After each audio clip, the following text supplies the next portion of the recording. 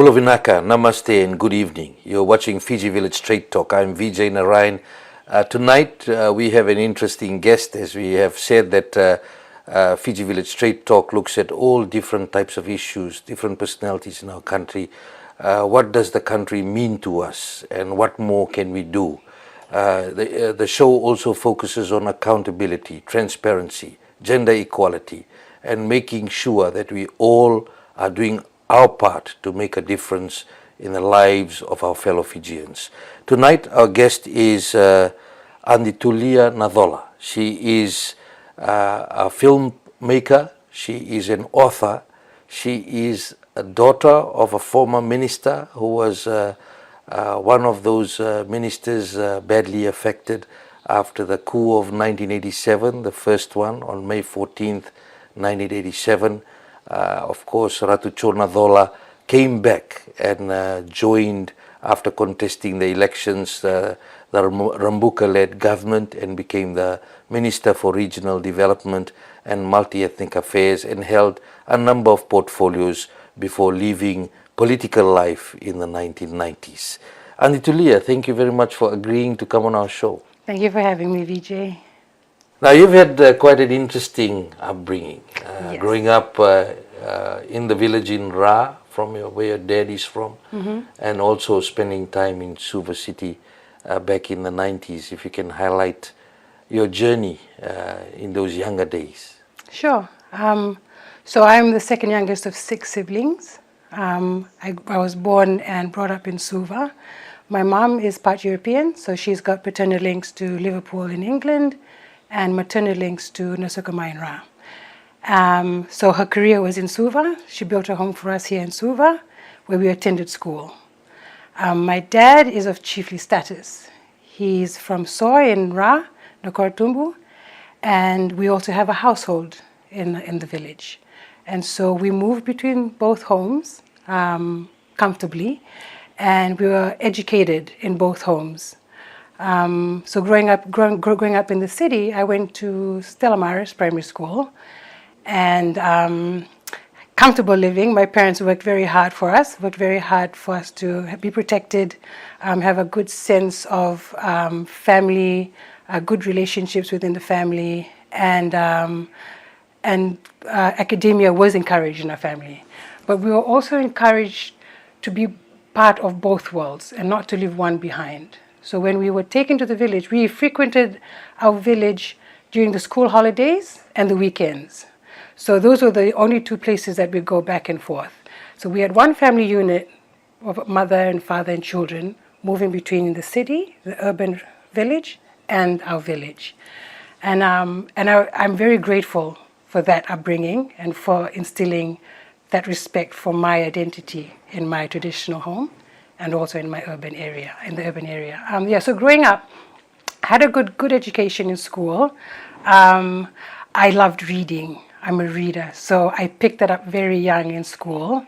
Would have competitions in school for writing as well.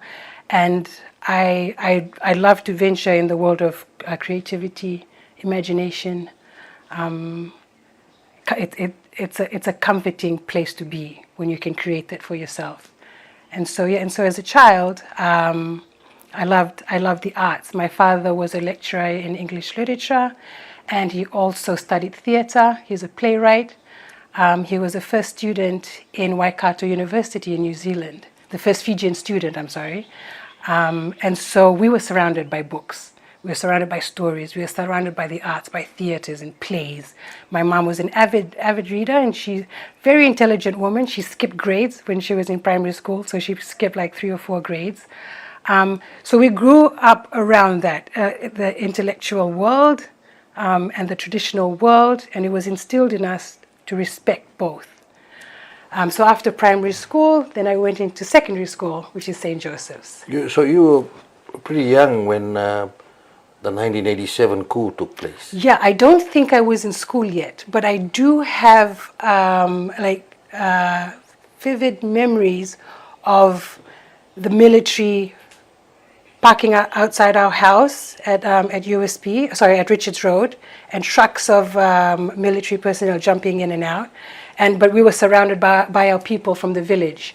And I remember that protection, that we felt so protected because my dad had gotten our people from the village to come to the city and stay outside the house to protect us, to the protect children. the family. Yeah, to protect. Of course, your dad was the agriculture minister in the late Yes. Bavandra-led government. Yes, and so they had been overthrown by the military at that point, and they were all taken down to Viuto. So there was no communication between us and my dad.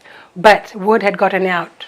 He managed to get word to the village, and so our people came over and looked after us throughout that whole ordeal. So we were safe. I remember feeling really safe and protected because my people, my family were around me.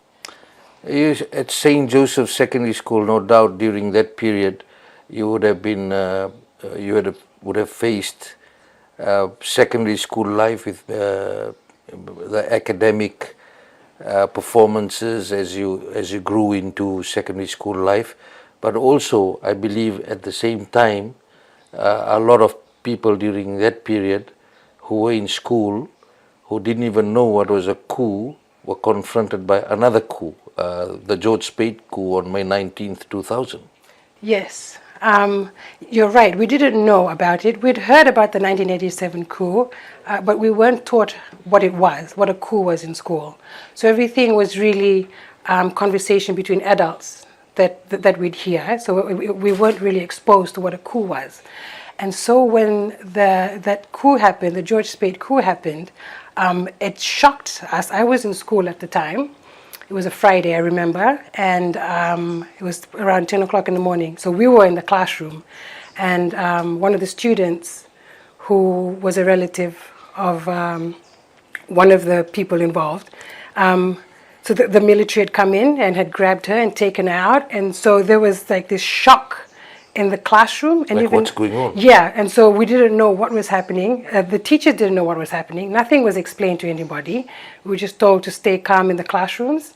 And I don't think we really knew how bad things were turning out with the government and the people, like the instability that was slowly rising. I don't think I knew too much of it.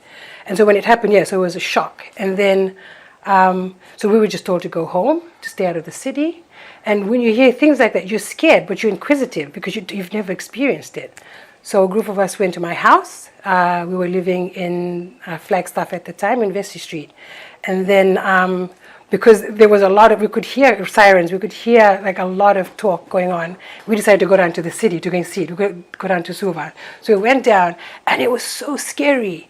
It was almost like people...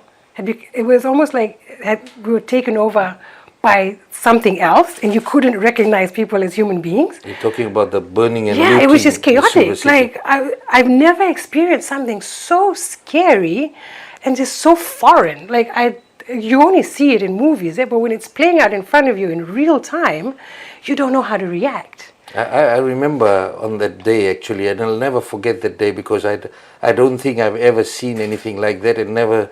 Maybe and hopefully, touch wood, we'll never see it ever again. Yeah. Coming back from Parliament after we had covered the takeover that morning at around 10 a.m. With George Speight and those rebel soldiers, and when we're coming back in the afternoon, and parts of Suva burning, exactly, and looting taking place with people taking out anything and everything out of the shops and the outlets in the city. So you young girls at that time, inquisitive. we had gotten as far as the Reserve Bank, and it was just like a mob of people running and fending for themselves and trying to grab as much as they could, and just it was chaotic. It was so chaotic and scary. And then like we felt afraid, like there was no protection for anybody. And then and so we just all retreated back to our homes and stayed there until we were told that things would be better, I guess. And Tulia, we had those elements in a lot of people's lives will live forever, and we normally hear a lot of leaders talk about it, or some from the older generation recalling it. You growing up through it, first one, your dad being a victim, and you all as a family being a victim, and then experiencing it 2000. What made you stay on in Fiji? Well, the love for my culture, really, and my tradition, and the relationship that I have with my family in the village, and just because it's home, and just being connected. I never ever thought of myself living abroad. I never thought I'd stay away from Fiji for a long length of time.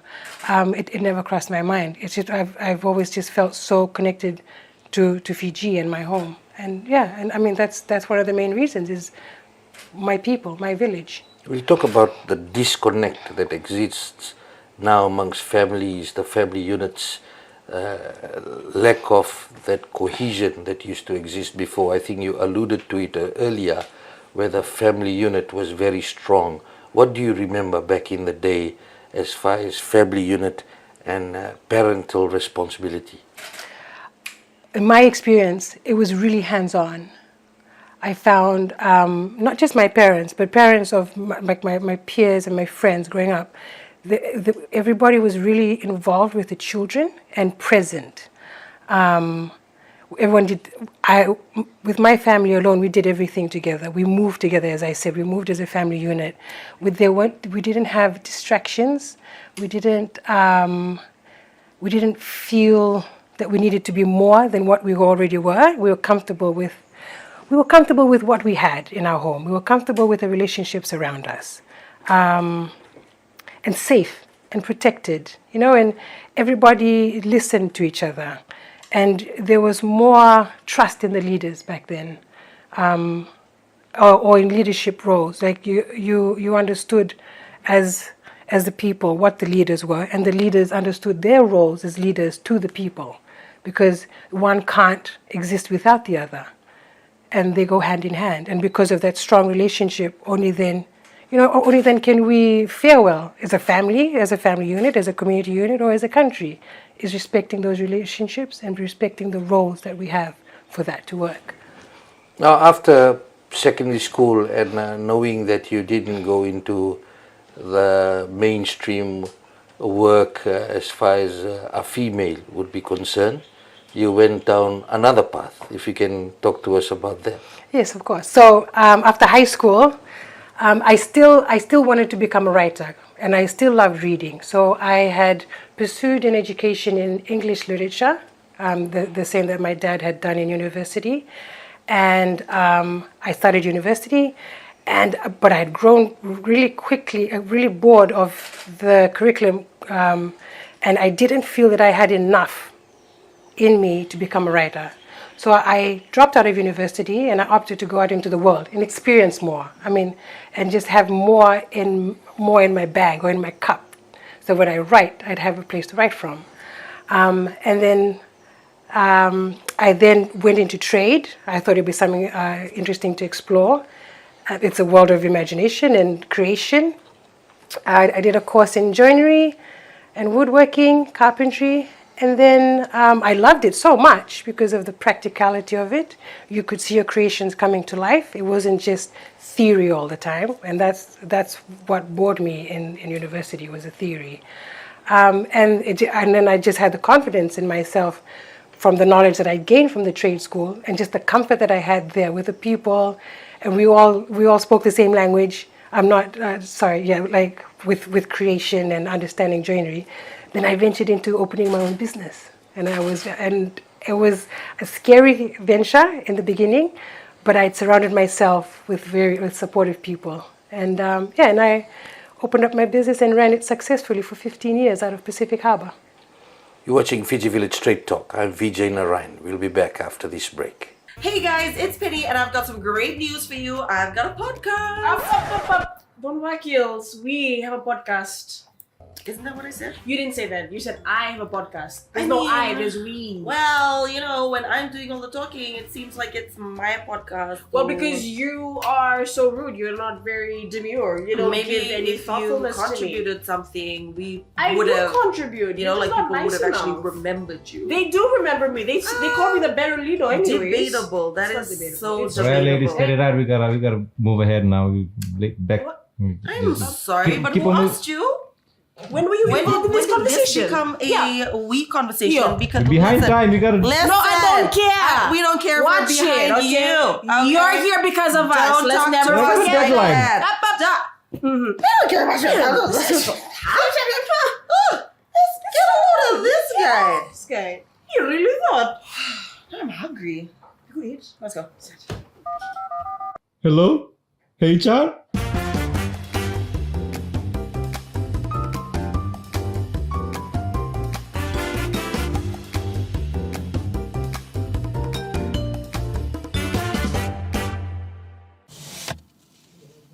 Oh my gosh! Oh, what's in the box? You're probably wondering, what's in the box? Well, if you must know, it's actually me. Before you call the police, I'm actually an app. The all-new Fiji Village app. Here's an update. See what I did there? I gave you an update. What's new? Well, for starters, I look different. My new layout also comes with stories if you're looking for something short and sweet. I will bring you the latest news on the dot so you stay updated. You're welcome.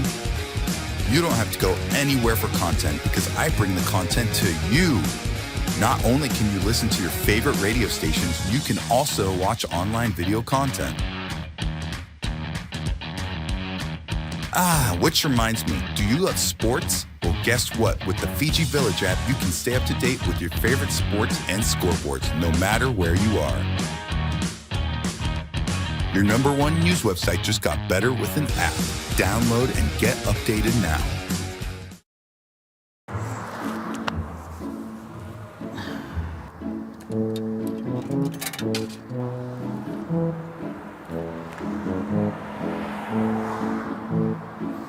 क्या आप भी परेशान हैं? अच्छी करता है यार, तुम लोग कुछ समझ में नहीं आए। अंधार में कट जिया जगह कौन जाएगा भरी? जाएगा भरो। क्या आपकी भी लाइफ में ऐसी ही टेंशन है? आपकी परेशानी को कम करने के लिए आ रहा हूँ मैं बहुत ही जल्द आपको हंसाने के लिए। रेडियो सरगम और रेडियो सरगम फेसबुक पेज पर बहुत ही जल्द वहीं पर मिलेंगे। हेलो, अरे यार,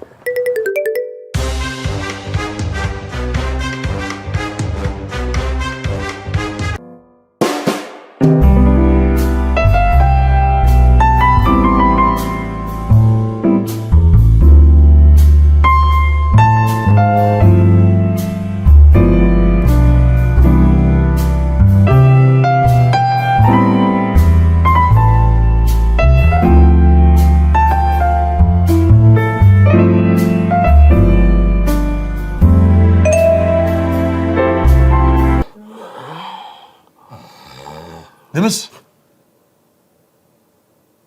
sa mama na lima? Bebe, kenapa ya? Gol.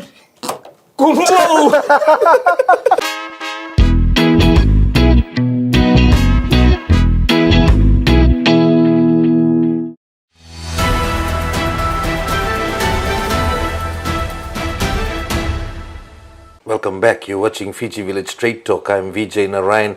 Our guest tonight is Tulia Nacola. Tulia, you talked about running a successful woodwork business for 15 years, and definitely that kind of work environment and that kind of business at that time was not mainstream to include males and females. Yes. I'm not trying to be a sexist here. It's Yes. just that it existed back in the day. It was very rigid that you have to have a certain type of career, and this is out of the norm. Did you face You're that? right. Yes, no, I did. Trade wasn't encouraged in school, and it definitely wasn't encouraged for women to go down. I mean, a path for women to take. So when I decided to go down the path, it was very new, not just for me, but even the class that I was in. I was the only female in my class of about 30 students, and I felt comfortable doing the course because I knew that it was something that it really just caught me really, and but then going into the business aspect of it, it is a male-dominated environment, industry, and there's a structure in place already. And so when I was going in, I wasn't going in to change the structure. I wanted the structure to work for me. So I did hire men, but I hired men that could teach me as well. Because when I tried to apply for jobs in construction businesses, they wouldn't accept me. And I understand why they wouldn't accept me, is because they'd go camping as groups of men to different locations. And if you had one female there, you'd have to do a lot to protect that one female. I mean, you never know what happens, and so it's better prevention, you know. So you just wouldn't get a job. Yeah, so I mean, I couldn't find a job anywhere, and so the only other way for me to continue was to open up my own business. So that was the whole reason why I opened up the business. And then I knew people in the construction business, and I knew a really good joiner, who I then approached and asked if he wanted to work with me. So while we worked together, I was learning from him as well. So I was learning a lot of the trade from him, and just the proper carvings and details for woodworking, and I really appreciated that. And then so we grew from a 2-man team and then to a 4-man team, and then by the end of it we had about 14 people working in the company, and they were all from Navua and Wyandotte. They were both Itauke, Fijians, Indians, and part European. So it was a mix of people. But we all understood what the business was. So we knew that if we worked together to make the business work, the business would work for us. And so that was that relationship as well. So we respected each other. And they didn't see me as a female or someone who didn't know what they were doing. They saw me as someone who was trying to help them, and I saw them as people who were trying to help me. And in doing that, in working as basically a family unit, that was one of the reasons why we succeeded. We didn't see gender.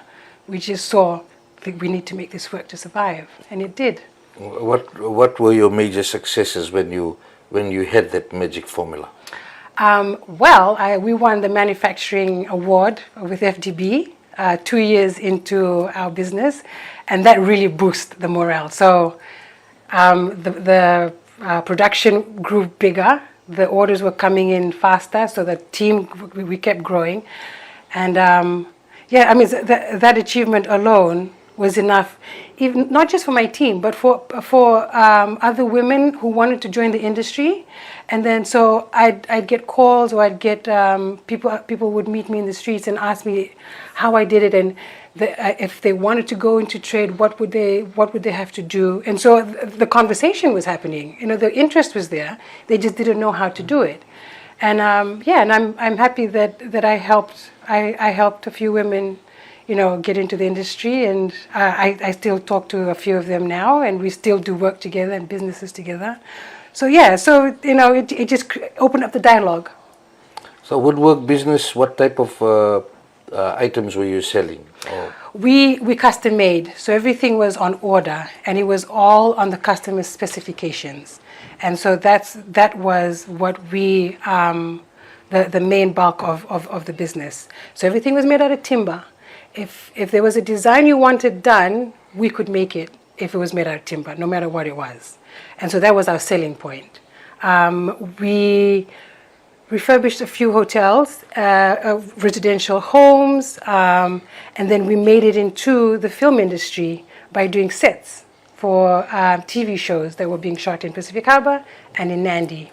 And then we eventually became the woodworking company that was contacted to do all these sets that were coming through. So we had a good relationship with that, with the film people coming in. So some of these Hollywood, Bollywood movies utilized you? You'll see a couple of our lamps in there, our driftwood lamps, or like our little side tables in these films and TV shows. Yeah, so I mean, it was really nice to see that when the shows came out. And again, it boosts morale. So 15 years, and then what made you stop?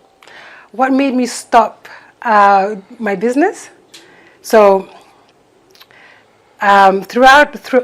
we'd have to go into my social life here, and I needed to make a change for myself and my lifestyle because of my health, and my health was deteriorating because of my dependence on alcohol. And I had learned, I didn't know what an alcoholic was growing up. I mean, You don't know these things. So I grew up in a culture where there was no social media, and you had to go out to meet people and make friends. And so we'd frequent the nightclubs a lot, the social gatherings, alcohol would be around. And there was never really anyone saying, don't, because this is going to ruin you. There was no talk around that. And so, but it was fun. I had fun with it. It was beautiful. I made a lot of friends. I made a lot of business transactions. But then my dependency on alcohol grew to a dangerous place where I couldn't function without it, and I wouldn't be happy without having alcohol. And then it would drag me into a dark place. But for an alcoholic, it wasn't dark. It was a beautiful place. But I didn't know that it was dark. And so while this was all happening, it was affecting my health, my lifestyle, my family around me, and my business. So my business was going down pretty fast by this point, towards the end of that phase of my life with my relationship with alcohol. And then so I was very lucky that I had someone close to me who cared for me and loved me, and had given me an ultimatum that I needed to stop drinking, otherwise my health, I would die. I would literally just die from drinking. And I was lucky that this person guided me through what I needed to go through, all the dark times.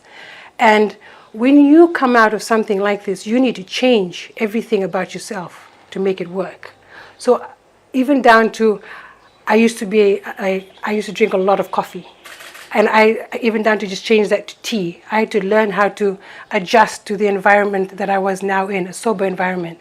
I needed to learn how to speak in a way that was welcoming. Because while I was an alcoholic, I was very aggressive. I was very destructive. Very destructive. I didn't care. My perception of the world was my reality, and that everything else didn't matter. But I didn't know that the darkness that I was slowly being comfortable in was destroying me at the same time. And I only knew that because of the people who loved me. It's quite scary. It is. We'll talk a bit more about that. And for those who are watching the show, we'll go into this area of substance abuse that is real, and we have to deal with it as a nation as well, on how we can help those who are going through this. Just a question, as a woman venturing out into the unknown, how much was there any advice, support available, readily available? No, at that time, no, there wasn't. There weren't many people going into the industry that I was in, as I was saying, and there wasn't a group of experienced women in business to be able to give advice, or that was created at that time, at my time. So no, it wasn't readily available to me. I had to go out to look for the information that I needed, and but now things have changed. There's a group of us who did go into the trade and construction avenue. We've created a group for women. So there's a women in construction and trade now. And so what we've done is we've taken all the experiences that we had with no information and very little help, and we've created a place where, if you're going into women in business, if you're going into the trade or whatever avenue you're going to, there is a place to come to. And there are pockets of it coming up now. So it seems like there's more that needs to be done to empower more women. Definitely, most definitely. Because women are in all different sectors of the business now in the country, and it's been encouraged to get into it. It's a matter of making sure that they are empowered. What more can be done to empower them? It's encouraging. It's encouraging from school level, from secondary level, or even in primary level. Just encouraging that you can venture out into this, that it's not difficult, that the information is out there, and that you can do, if you wanted to be in a leadership role with business, it is possible. In my time, it wasn't discussed. It wasn't part of the dialogue. It wasn't in conversation. So not many of us knew that we could do it. But right now, because of the women who've come through that, it's on us as well as a responsibility to keep the dialogue alive and to encourage more women and to encourage the youth, not just women, I mean the boys as well, to come out and open up your businesses and do what it is that you're passionate about. going into the unknown, as you said, and there's some businesses when they go into the unknown, the first few years is the most difficult. It is. And what we are seeing is that is the place where the help, the hand holding is the most important. Indeed, the most, yes, that's true. What more can be done in that area? Just creating awareness, having workshops, creating more workshops, like I said, like from school level. And, I need to say this, and it's really important. We also need to have courses on money management, because it's very important when you're starting a business. You need to be able to learn how to manage the money that you have, if it's through assets or like when you're starting a business. And in my experiences from the people that I know, most of their businesses fall apart because they don't know how to manage the money that they have. That is a very important aspect in starting a business, and the education behind money management should be encouraged, primary schools and in secondary schools. On money management, on just building confidence in students to be able to venture out into these things, and giving them the information from that level, from primary and secondary level. Also the issue about, some people say, to make sure be inclusive. That this is not only for the elites who have done well or continue to do well. How can those barriers be broken? Well, my experience, it's just, you just have to take it upon yourself, and you just have to do it. You just have to push through, and you got to give yourself motivation. You got to educate yourself with what's around you, and you got to make use of the resources that you have around you as an individual who's trying to get into business. Like you have to work hard. You can't expect for it to be given to you. Now there are avenues that you can turn to assist you into opening up your own business, but you have to do the hard work. You have to put in the hard work for it to happen. And where do you think women's funding is going, and how it can be more effective? So in my time, I didn't know about women's funding, and I don't know whether it's because I didn't go out looking for the funding or the help from these women organizations, or if it didn't exist. So I can't really say much about that aspect of women's funding or where the money is going. I can touch on what's happening now and what I've seen now with organizations now. And they're private organizations. They're people just taking it upon themselves to help the communities. So I honestly don't know what this funding is or where it is. You're watching Fiji Village Street Talk. I'm Vijay Narayan. We'll be back after this break. Bola, and welcome to Magic Factory. Are you looking for some magic? Did somebody say magic? No. As I was saying, here at Magic Factory, we provide. It's just go fast, guy. I'm shooting one promo. Sorry. Bola, I'm Marcus and welcome to Magic Factory. Are you looking for something to what is it? Hi guys, I'm Marcus, the client's approved. Hey, yo, sit after this. I just shoot this promo, please. Bula vinaka everyone and welcome to Magic Factory, where we provide you with audio visual Sombo. What do you guys want now? One client is in for recording. Radio Edo. A jingle. Jingle? Yeah. Okay, after this then I'll come. But just let me record this man. Okay, let's go. We do radio jingle. Bula everyone and welcome to Magic. So I haven't even started. Are you even following the script? Come on, plus more. What's in the script? What's in the script? No excuses. Last one. Magic, more magic. Hi, I'm Marcus and welcome to Magic Factory. For all your audiovisual production needs, you just bring your problems and we'll bring the magic. Cut. What now? You can't put this up. Why? It's just too good. Did someone say no? Magic Factory for all your visual and audio production needs. You know what? Just call us.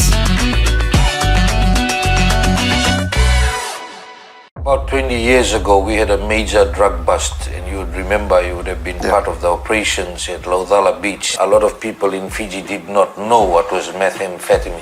And what we are picking up on, people are saying it's readily available. Just the issue in relation to General Secretary, was that a tactical move that he ejected himself from Parliament? Personally, it's unfortunate. How are you dealing with those police officers who may be allegedly involved in this? Vijay, no one is above the law. we assure you that we will be having police officers around. As a result of that bad policy, by the end of this month, we would have lost close to about $70 million in government revenue. Belo Vinaka, I am Vijay Narayan. This is Fiji Village Straight Talk. Fiji Village Straight Talk with Vijay Narayan. Watch it live on the Fiji Village Facebook page and YouTube channel. That sounds right. Okay, I got it. If I could turn back time, if I could find a way. As I walk through the valley of the shadow of death, I take a look at my life and realize there's nothing left. Sick and tired of hearing all these people talk about what's the deal with this pop life and when is it gonna fade out? The sun is fading away. If I could reach the stars, Bum, bum, bum, bum, bum. I don't know the rest of the words. I'd give them all to you. As the June light turns to moonlight. La la la la la, la la la la la, la la la la la, la la la.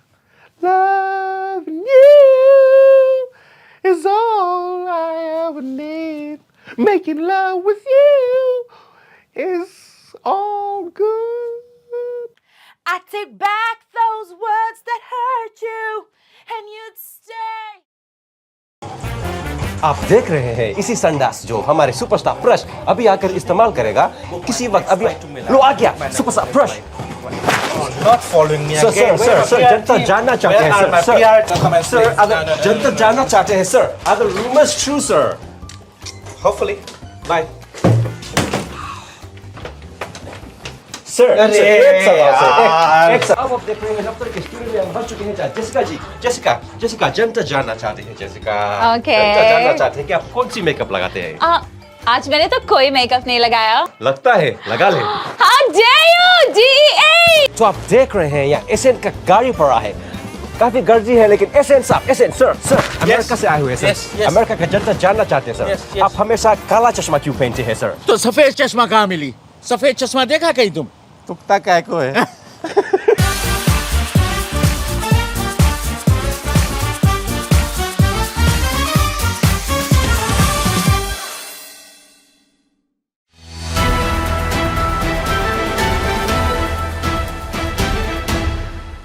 Welcome back. You're watching Fiji Village Straight Talk. I'm Vijay Narayan. Our guest tonight, Tulia Nacola. Tulia, you did hint about your battle with alcoholism. A lot. You lost a lot during that time. Yep. Substance abuse is never easy. Nope. And the reality is the perception, and the perception is the reality. All of a sudden, you start thinking, this is my real world, this is where I get all my fun and entertainment. I love this version of myself. Yes. You lost your business because of that. And Yes. a lot apart from the business. Well, a lot of relationships, a lot of family relationships, and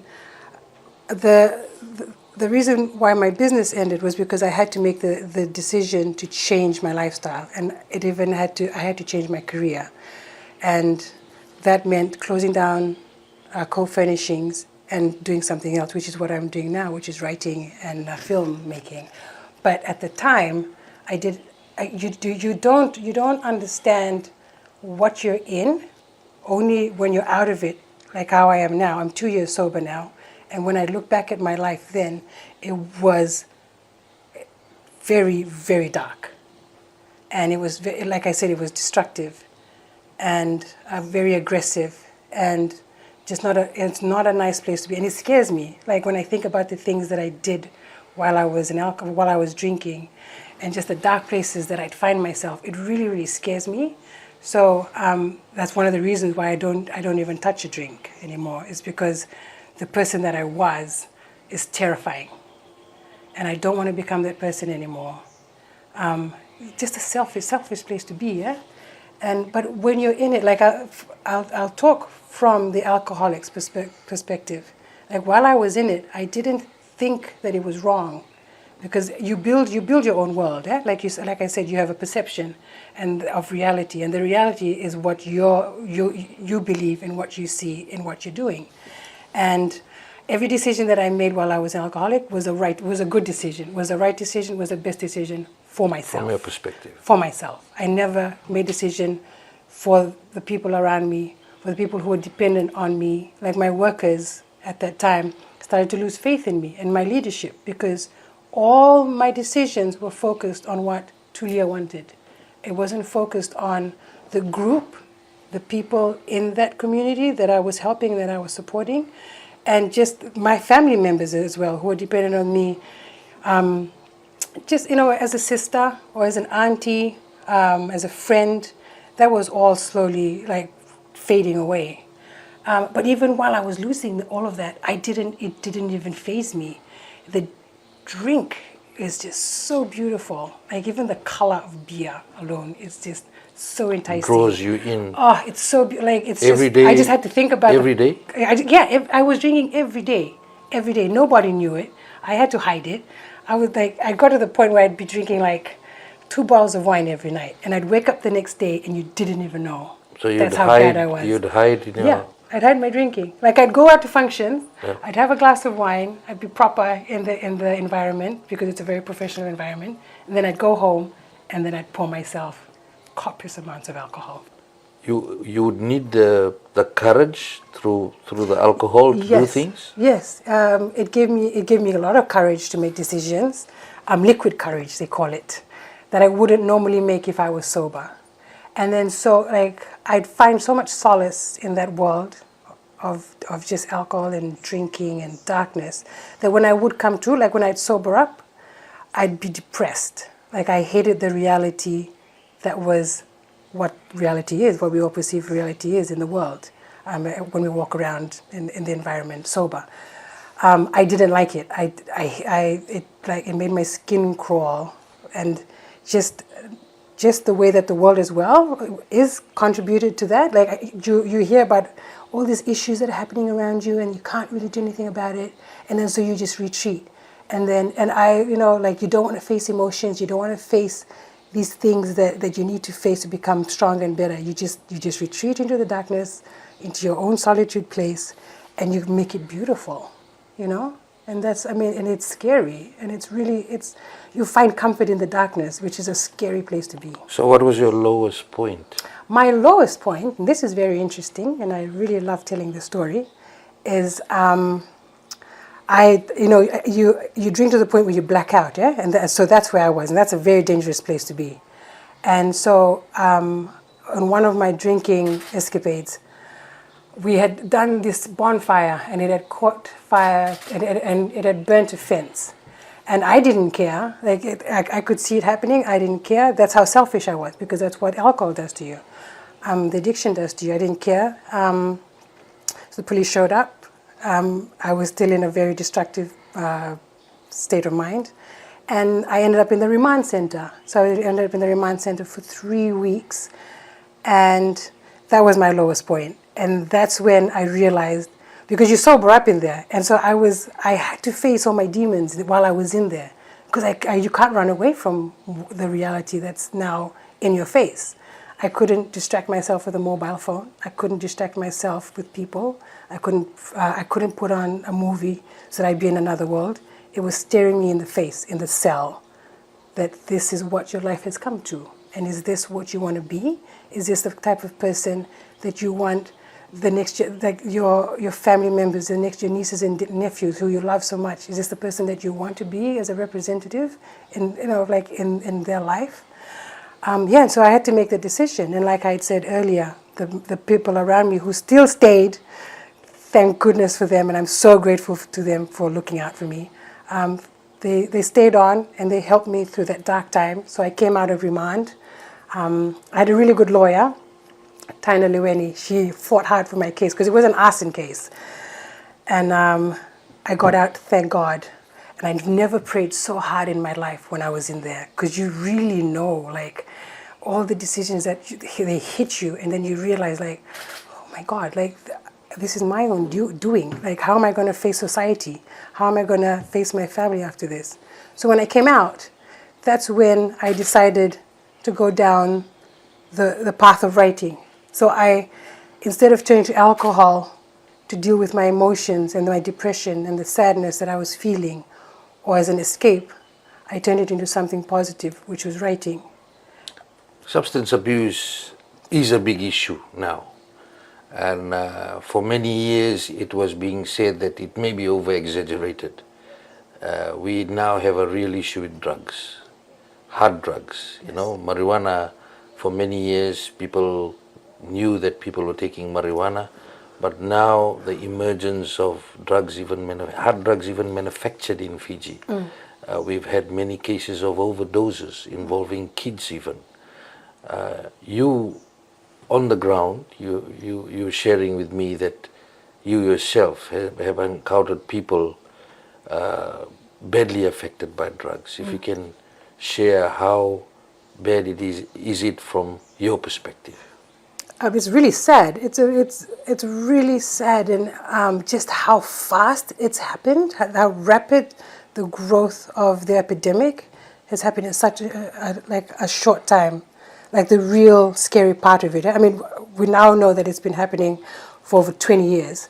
It's just been like kept on the carpet. But I have friends who are drug addicts, and I try and help them. I try and talk to them and encourage them to come out of that life. But it grips you, and like I said, it's such a comfortable place to be. And so, you know, they steal, they turn to violence. A friend of mine broke into her family home, her parents' home, and stole the TV, stole the mobile phone, and even hurt her mom. And she took all these things and sold it, and just to help her get her drugs off the streets. And not even that, like I had mentioned earlier while we were talking, in the rural areas, they've had to just deal with it themselves, and there was no real information that got to them to allow them and give them the tools to equip them with, you know, like trying to solve or to even try to address it. What is happening in the villages? Well, they now just have to figure out how to keep the children safe. So when kids leave for school, or even like if they're coming to Suva or if they're going into for education purposes, they're constantly told and reminded, make sure you're surrounded with people that you know. If you're going out, make sure you know the people that you're with. If you're going over to someone's house and there are people there that you don't know, don't fall asleep. So these are things that the elders are now telling the kids to do in the villages. And it's really sad because, I mean, to have that narrative with children when they should be encouraged to, you know, to like learn, this is what you need to do, like go out and learn as much as you can, and it's safe, it's a safe environment, you know, you're protected. But the dialogue is completely flipped, the script is flipped, and you're trying to caution them from people around them, you know, who should be protecting them. Now, you went into writing, you've written 3 books. One of them is about drugs, called You Again. What inspired you to write those books?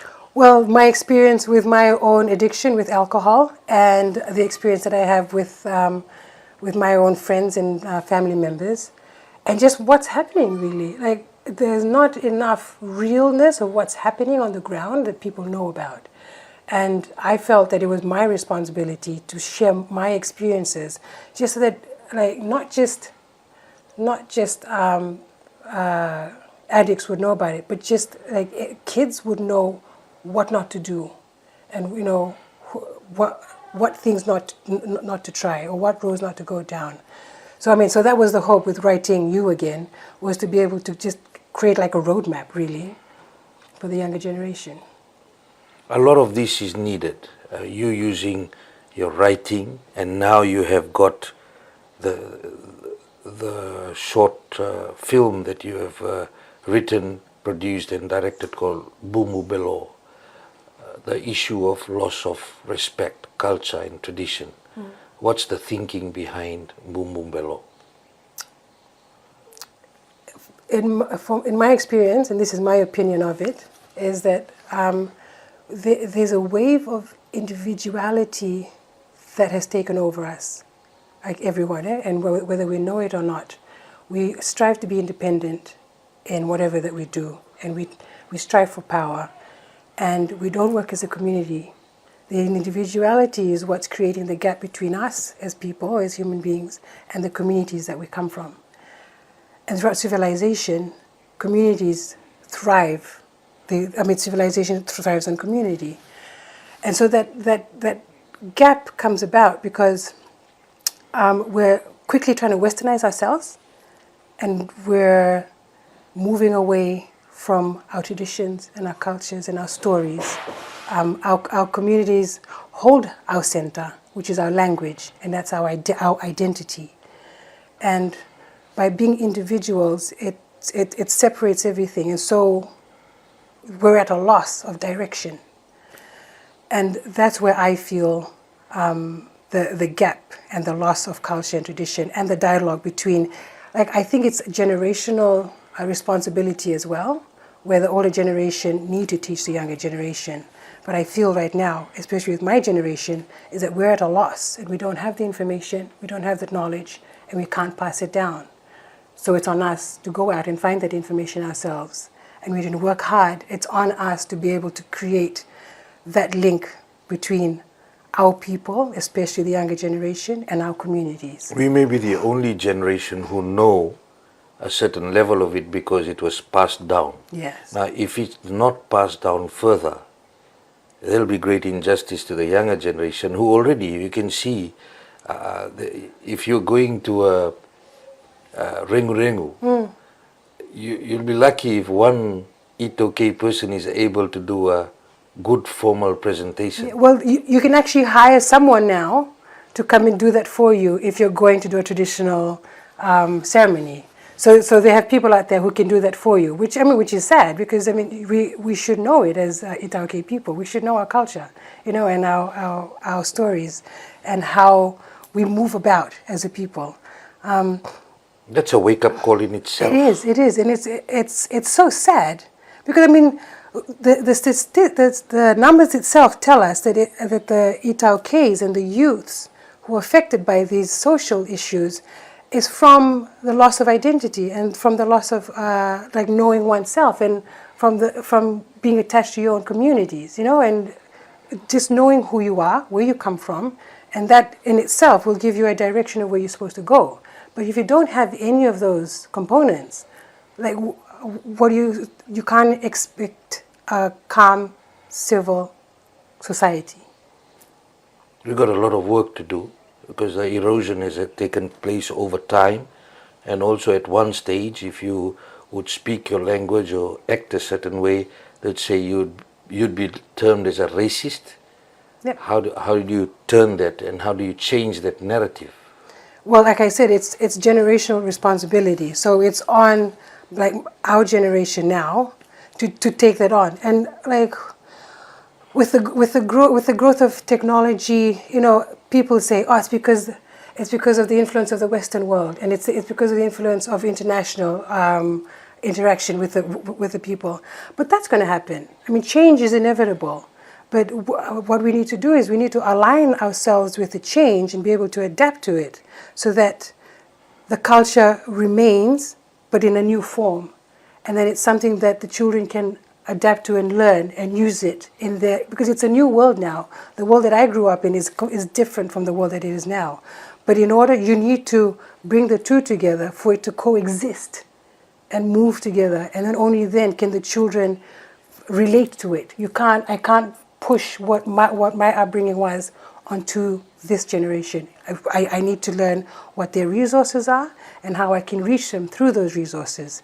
And it's you're leading the youths, but you're guiding them from the back. You're not pushing, or you're not being aggressive with it. You're understanding what they have, and you're working with them. So the decisions that you're making is not for yourself. The decisions that you're making is for them. What's your message? My final question. What's your message to the leaders of the nation? Some people are saying there's too much drama at the moment. The real contentious and real issues are not being looked at. We need to grab the bull by the horns and look at the issues and do something about it. From your perspective, for the leaders, what matters most and what needs to be done? I feel that the leaders need to take a step back, and they need to slow down and reevaluate their role as leaders, And I think they need to look at the definition of what a leader is. And a leader is a serviceman. A leader serves the people. And like I had said earlier, there's a relationship between the people and the leader. The leader provides protection for the people fare well under this leadership, and in return, the people trust the leader. And so it's an organism on its own, and it's growing. So my message to the leaders, and you're right, there's a lot of drama. They're acting as individuals. They're not acting as a community.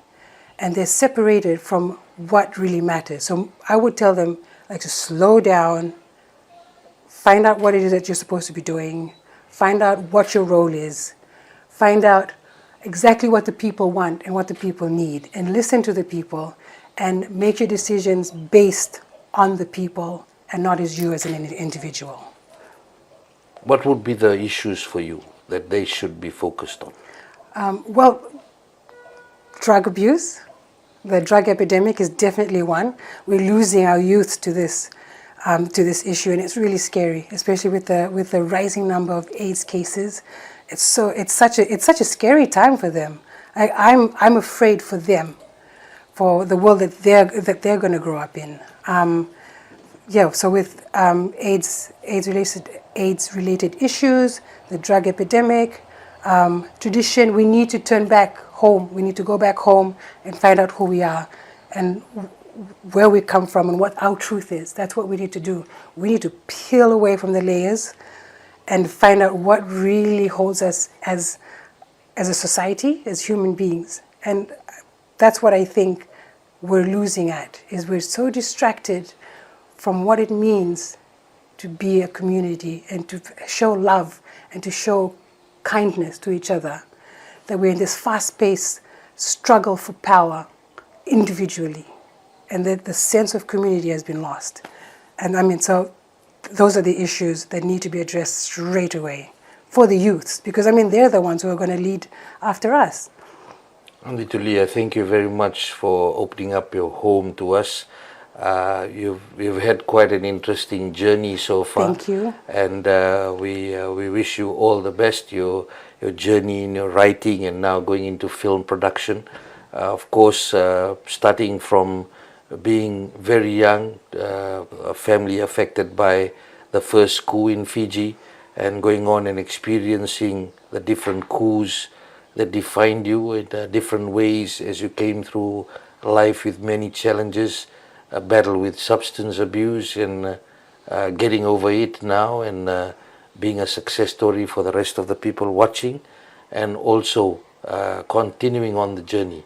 No doubt the people watching there, including the leaders, have taken some notes, and hopefully they can use people like you to also make a difference in the lives of others.